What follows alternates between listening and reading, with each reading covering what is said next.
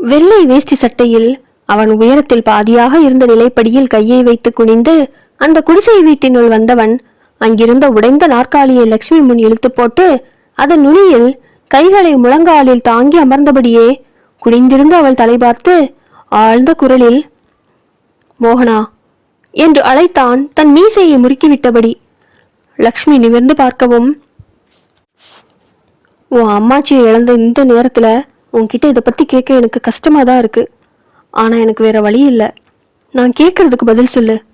இதுக்கு வாய் பேச முடியாத பொண்ணு மாதிரி நடிச்ச என்று சாவதானமாக கேட்கவும் தான் லக்ஷ்மிக்கு இன்று தான் அனைவர் முன்னிலையிலும் வாய் திறந்து பேசியது ஞாபகத்தில் எழுந்தது. நிமிர்ந்து பயத்துடன் அவன் முகம் பார்த்தவளுக்கு ஏற்கனவே வழிந்து கொண்டிருந்த கண்ணீரின் வேகம் மேலும் கூடியது.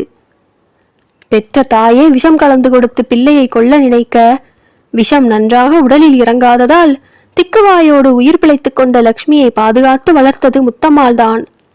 தனக்கென இருந்த ஒரே ஒரு உறவும் இன்று தன்னை விட்டு மீளா தூரம் போனதில் அந்நேரம் கற்பகாம்பாள் கூறிய வார்த்தைகள் முற்றிலும் மறந்து போனது லக்ஷ்மிக்கு.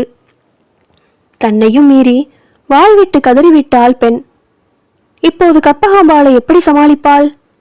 இதோ தன் முன் நின்று கேள்வி கேட்கும் வெற்றி வேற்றலியனுக்குத்தான் என்ன பதிலளிப்பாள்?